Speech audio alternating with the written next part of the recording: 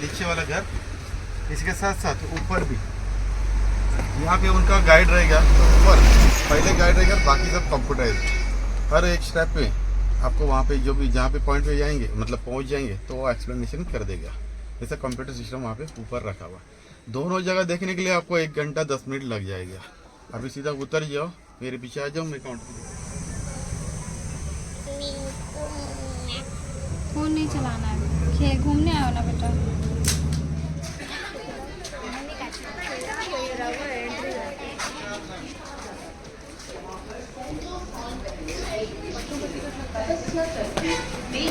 इतना प्रसिद्ध किया कि उसे सीधे स्वर्ग में उठा लिया गया। इस व्यक्ति के पैरों के निशान यहाँ पाए जाने के कारण ही इस जगह का नाम बिगफुट पड़ा। 2 दशक पहले जो गोवा का चित्र था, उसे एंसेस्ट्रल गोवा में आपके लिए दर्शाया गया है। आपके पीछे मुख्य प्रवेश द्वार के ऊपर जो कपड़ा है, वो पंखे के रूप में इस्तेमाल होता था। खंबे पे बंधा हुआ यह गाढ़ा कपड़ा एक रस्सी से खींचकर हिलाया जाता था।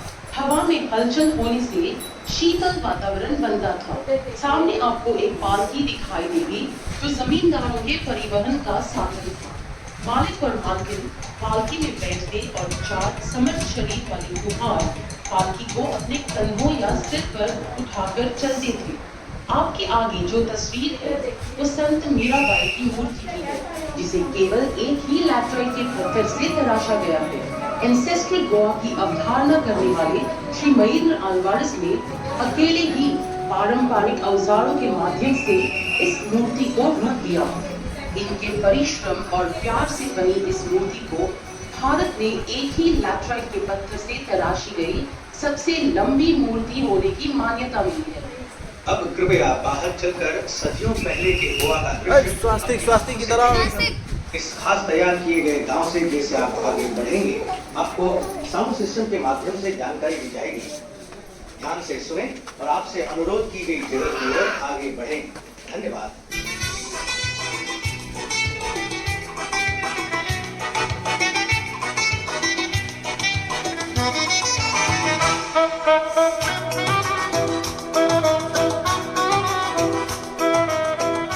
पुराण कथाओं के अनुसार पूरा कोकण प्रदेश समुद्र का भाग हुआ करता था। भगवान विष्णु के छठे अवतार भगवान परशुराम ने सह्याद्री पर्वत पर खड़े रहकर अरबी सागर में तीर मारा। उस स्थान तक समुद्र का पानी पीछे हट गया और कोकण सहित गोवा का निर्माण हुआ। इस भूमि के विधाता का सम्मान करने के बाद 7 सीढ़ियां चढ़कर जो यहाँ के मुखदोम या देखभाल करने वाले थे, जमींदारी के कामकाज और खाते लिखने के लिए इन्हें नियुक्त किया जाता था। वर्तमान काल में खाते लिखने का काम अकाउंटेंट का है। कृपया आगे बढ़े। यहाँ पर डीमो अपने प्रदेश में आपका स्वागत कर रहे हैं। कर रहा है। अच्छा,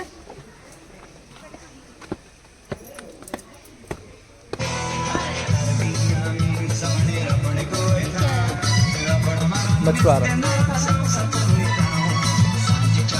सुना।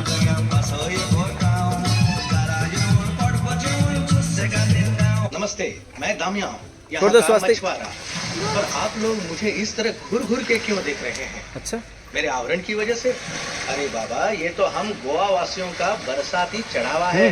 पूरी तरह ताड़ के पत्तों से बना ये चढ़ावा हमें बारिश के पानी से और कड़ी धूप से भी बचाता था।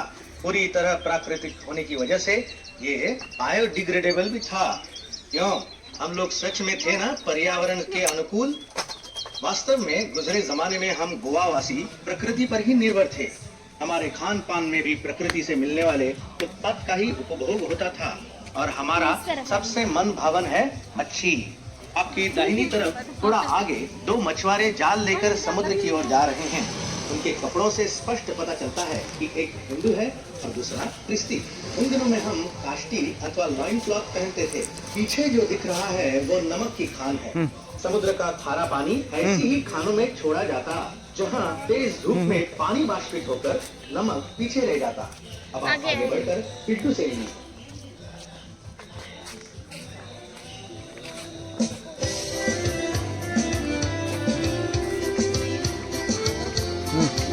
जा।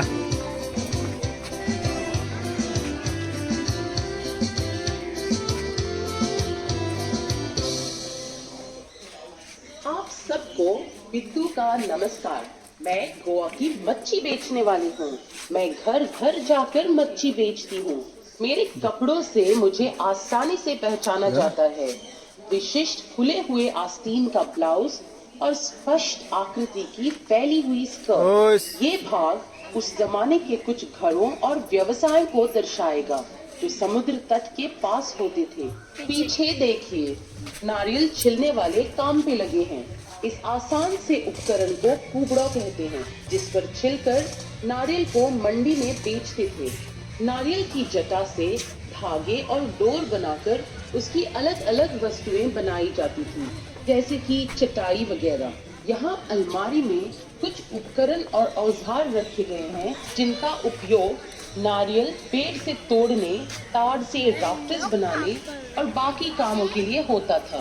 थोड़ा आगे एक प्ररूपी मछुआरों की झोपड़ी है जो समुद्र के तट पर होती थी। जोरदार हवाओं को झेलकर भी खड़ी रहने वाली ये मजबूत झोपड़ी पूरी तरह नारियल के वृक्ष से मिलने वाली चीजों से ही बनी है। मछुआरों का सारा कामकाज इसी झोपड़ी में होता था। देखिए, उनके द्वारा इस्तेमाल होने वाले उपकरण जैसे नाव की डांड, लंगर और जालों को सीने के लिए इस्तेमाल होने वाली जुआओं का घर है जिसकी दीवारें मिट्टी की बनी हैं और फर्श पर गोबर का लेप लगा हुआ है। परंपरानुसार जो कपड़े वो पहनते वो बालकनी में लटकाए हुए हैं। महिलाओं का कापड़ और पुरुषों की काष्टी। एक ही आकृति में पाया जाने वाला ये कापड़ 3 रंगों में पाया जाता है। जुआओं की पत्नी लाल रंग का कापड़ पहनकर बालकाओं में बैठी चावल चुन रही है। गोवा में किसान और थोड़ा मुंडी घुसे रहता था। उसके होठों पे गीत और दिल में उमंग भरी रहती, जिसे वो गानों से अभिव्यक्त करता था। उसके गानों को संगत देता घुमट, एक प्रकार का तबला जिसे मिट्टी के मटके के एक भाग को चमड़ी से ढककर बनाया जाता था। घुमट का इस्तेमाल हर धर्म और जाति के उत्सवों में होता है। ऊपर आपकी बाई ओर टॉडी पेपर मार्टिन है जो नारियल के पेड़ पर चढ़कर उसका अर्क निकालता है।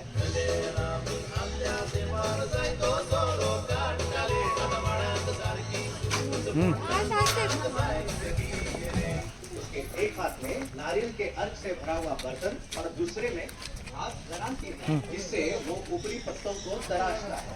इस नारियल के अर्क से गोवा का अमृत पीढ़ी सार्वभूत होती है। आपके पीछे गौशाला है जो हर घर में पाई जाती थी। खोदने के सारे उपकरण जैसे हल, मिट्टी बराबर करने का लेवलर आदि यहाँ प्रदर्शित है। हर गाय या बैल के गले में अलग घंटी बंधी रहती थी ताकि किसान उन्हें घंटी की आवाज से पहचान सके। क्या आपकी नजर कांच के गिलास में रखी हुई बीड़ियों पर पड़ी? ये अलग अलग प्रकार की बीड़ियां कटहल, केले या कूड़ों के पत्तों में तंबाकू को लपेटकर बनती थी। यहाँ गौर करने वाली बात यह है कि हर गौशाला के ऊपर कछुए का कवच रखा जाता था। मान्यता ये थी कि इस कवच का पशुओं पर शांत प्रभाव पड़ता था। ये मटका जो आप देख रहे हैं ये मामूली नहीं है। इसे कोंकणी में पोड़गो कहते हैं। मिट्टी और गोबर का लेप लगाया हुआ यह मटका थर्मस का काम करता है। इसमें कंजी डालकर खेतों में लेकर जाते थे ताकि कठिन परिश्रम करने वाला किसान पेट भर गरम गरम नाश्ता कर सके। गौशाला के बाजू में घास का अंबार है। घास के अंबार के आमने सामने काजू फेनी की भट्टी है। घर के सदस्य काजू का फल दिन में 2 बार इकट्ठा करते और औरतें काजू को फल से अलग करती। आदमी उन्हें अपने पैरों के नीचे कुचलकर रस मटकों में भरते। किण्वित रस को एक बड़े मटके में डालकर उबाला जाता है और उससे उठने वाली वाष्प को छोटे मटके में संयमित किया जाता है। इस मटके को पानी डालकर ठंडा किया जाता है, तब जाके पहला सारभूत खुराक बनता है जो एक हल्की शराब है। इसे खासकर गर्मी के महीनों में पिया जाता है। खुराक को एक बार फिर जब और किण्वित रस से मिलाकर उबालते हैं तब जो दूसरा सारभूत होता है उसे काजू फेनी कहते हैं। यह काफी तेज शराब होती है। काजू के बीज को सेंक कर फोड़ते हैं और अंदर का तत्व निकालते हैं, जैसे कि ये हरी साड़ी वाली महिला कर रही है। जो कवच बचते हैं उनसे तेल निचोड़ा जाता है। इस तेल को लगाकर नावों को जल रोधक बनाया जाता था। आपके आगे एक क्रॉस है। इस प्रकार के चिन्ह आपको जहाँ कहीं भी दिखेंगे। इनका उद्देश्य होता था या तो किसी इंसान की मृत्यु के स्थान पर स्मृति के तौर पर या सुनसान जगहों पर, ताकि यात्रियों को इस बात से आश्वासन हो कि भगवान उनके साथ हैं।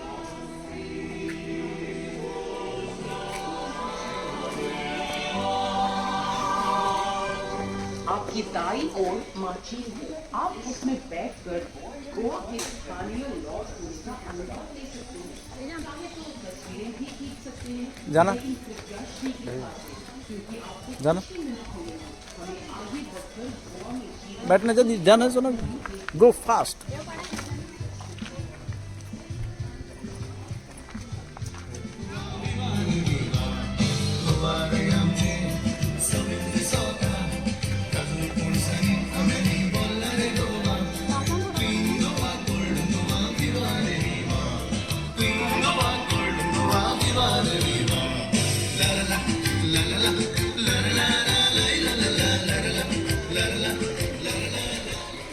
यह है फोंट बुक दवाका या गौ के मुंह का झरना। यहाँ पानी नहर से होकर गौ के मुंह से बहता है, क्योंकि गाय को एक पावन पशु माना जाता है। ये झरना गांव वालों की जरूरतों को पूरा करता था। पशु इसके पानी से ठंडक लेते थे और महिलाएं यहाँ पर कपड़े और बर्तन धोती थी, जैसे कि आप शांतु को करते देख रहे हैं। झरने के बाजू में लेटराइट के पत्थर से बने इस टब में कपड़े धोए जाते थे और रीटा से इन्हें धोया जाता। चलिए आगे बढ़कर नंदू से मिलते हैं, जो इस गांव का कुम्हार है।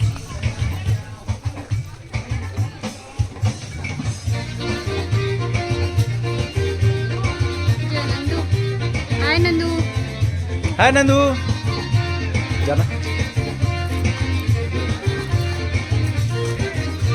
उन दिनों में कुम्हार बहुत ही महत्वपूर्ण होता था, क्योंकि ज्यादातर घरेलू वस्तुएं मिट्टी की थी। इन बर्तनों को बनाने की विधि के अलग अलग पढ़ाव यहाँ प्रदर्शित हैं। मिट्टी को छानने से लेकर कच्चे बर्तन को पकाने तक।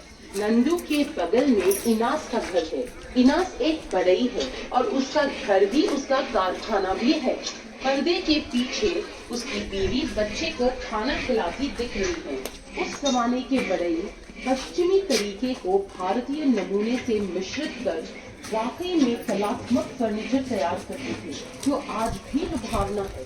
बढ़ई के पेशे के उपकरण और उनके द्वारा पहने जाने वाले वस्त्र यहाँ प्रदर्शित हैं। आपके पीछे है गोवा का चरवाहा, जिसे दंगर कहते हैं। ये सयाजी के पहाड़ी इलाकों में बसता है और देखिए जाना पीछे जाना देखभाल करता है। इनके पास कुछ पौधों भी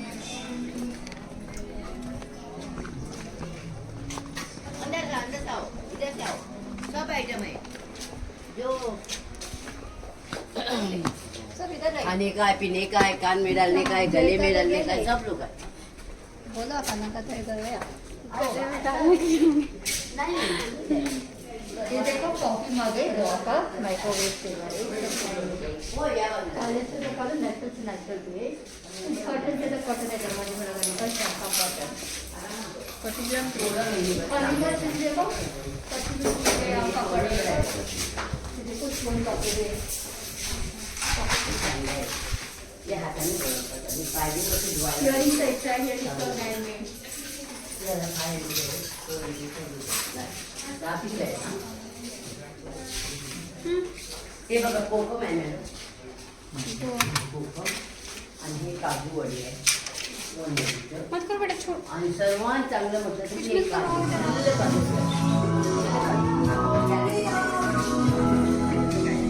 जल्दी आओ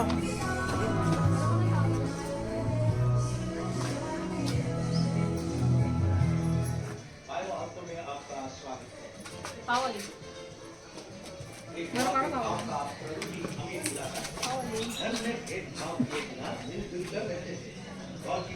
आपकी अत्यंत भाई और गंगा राम ने धोती के ऊपर कोट और टाई पहन साड़ी के ऊपर हेलो और उसके पीछे जमींदार अपनी बालकनी में पाइप से तंबाकू पी रहे थे। उसके बाद आप अब्दुल्ला को खड़े देख सकते हैं, जिनकी दाढ़ी से आसानी से उनके मुसलमान होने की पुष्टि होती है। पिंकी एक नवयुवक लड़की गहरी सांस लेकर कुदरत की सुंदरता का एहसास ले रही है। यहाँ पर एक कैथलिक महिला लिली सफेद लहराता गाउन पहनकर अपने पालतू कुत्ते के साथ टहलने जा रही है। उनका सेवक उनके लिए छाता लेकर पीछे टहल रहा है। थोड़ी दाई तरफ एक हिंदू महिला लता अपने घर से दिवसा लेकर मंदिर के लिए निकल रही है। लता के घर के बाजू में फूल बेचने वाली औरत शब्दुले फूलों का हार पिरो रही है। उन दिनों जब तक बालों को फूलों से संवारा नहीं जाता तब तक औरत का पहनावा पूरा नहीं होता था। शौक से कहना पड़ता है कि आजकल फूल महिलाओं के बालों में कभी कभार ही दिखते हैं। उसके बाजू में गोविंद का घर है जो बुनावट करता था। उसकी सेवाएं बहुत ही आवश्यक थी क्योंकि उन दिनों प्लास्टिक की तो रचना ही नहीं हुई थी। गोविंद बांस से टोकरे, चटाई और भी बहुत सारी कामकाज या घरेलू इस्तेमाल की वस्तुएं बनता था।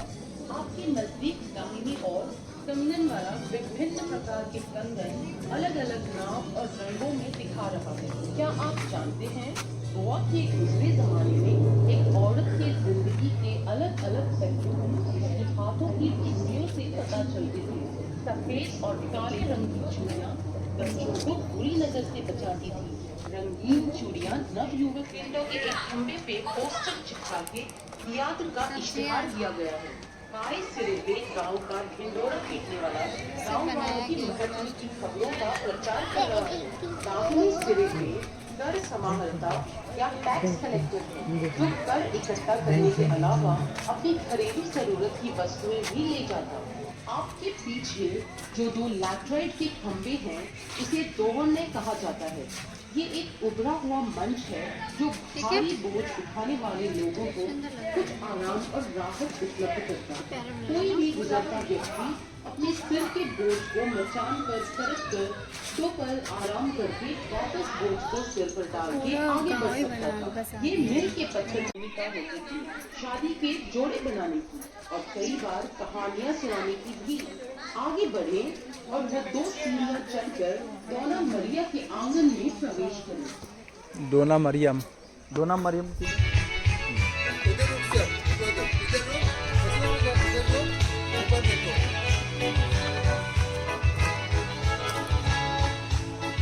ये इधर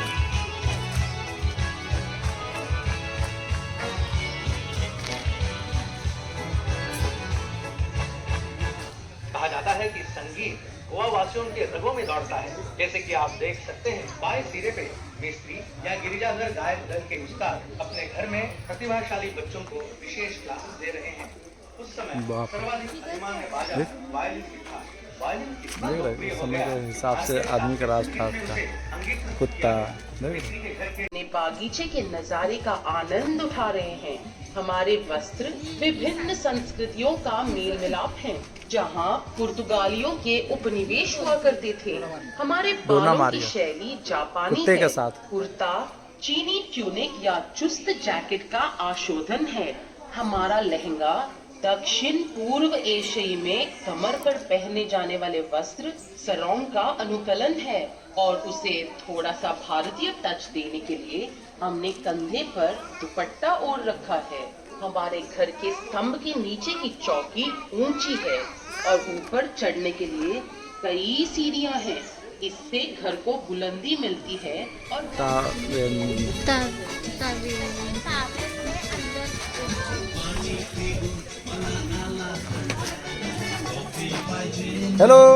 हेलो हाउ आर यू, कैसे हो? कब तक बैठे रहोगे? खड़े होकर चलो भी यार।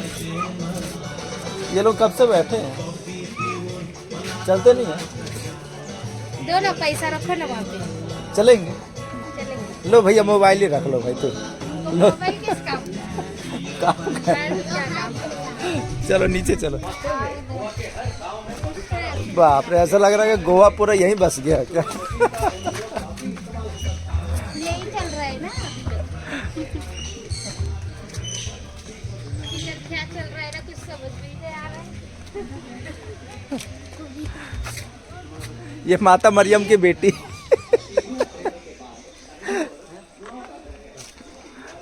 चला दोघं जण काढू, हे काढतील आपलं। हाँ कपल्स। जाइए हम निकालते हैं। उनका होने दो।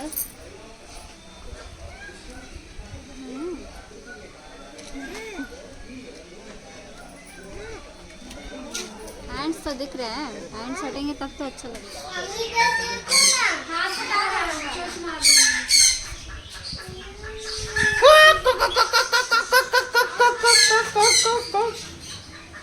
ये बहुत ही कलरफुल मुर्गे हैं यार।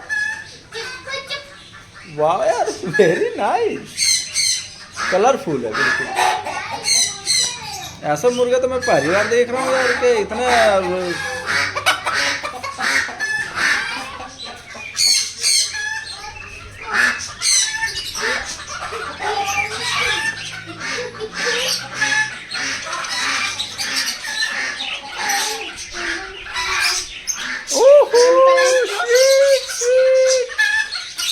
कितने सुंदर सुंदर।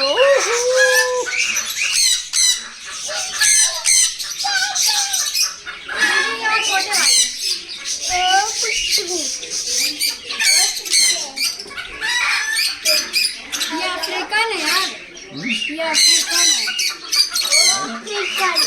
अफ्रीकन डाउ बर्ड।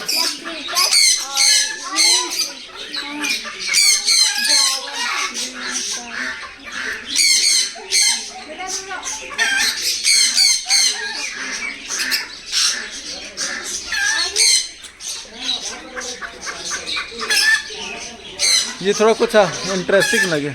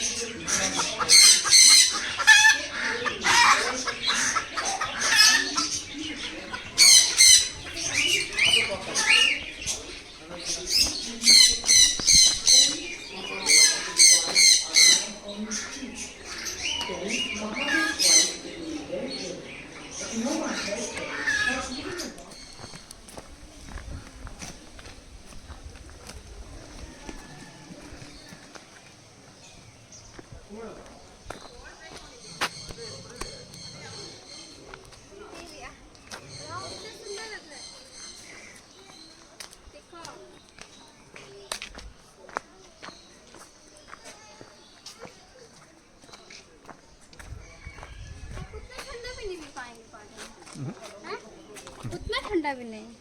पकड़ना।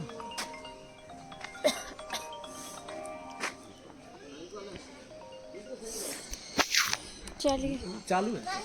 हेलो, हाँ भाई, बंद करके वीडियो मेरी फोटो खींच।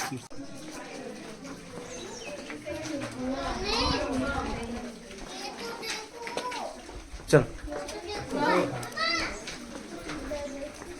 बुला रहे हैं, चलो चलो चलो चलो चलो चलो।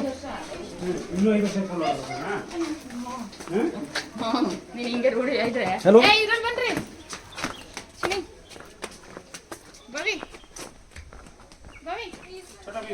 आओ सोनाम।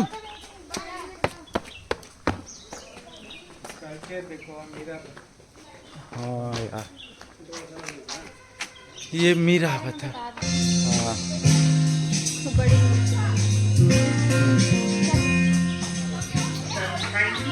चलो। निर्माण किया गया एक लंबे चौड़े चिरे पर केवल छन्नी तोड़े जैसे मामूली औजारों की मदद से कलाकार ने इसकी निर्मिती सिर्फ 20 दिनों में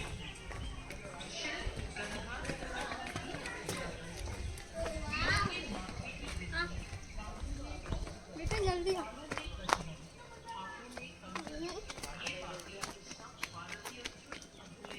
मम्मी रुको, मैं अभी गिर जाता है।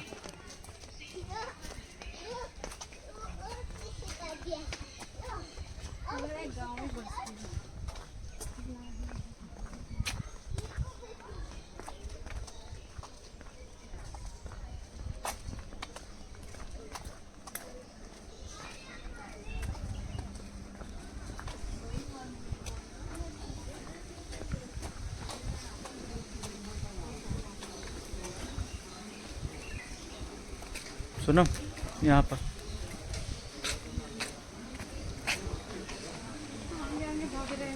पानी देखिए तो पीना था।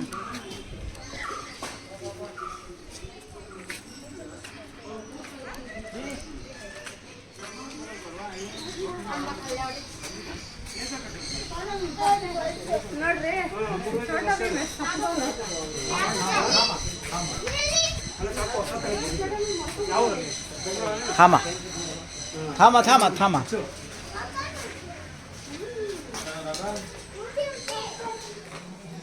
वाह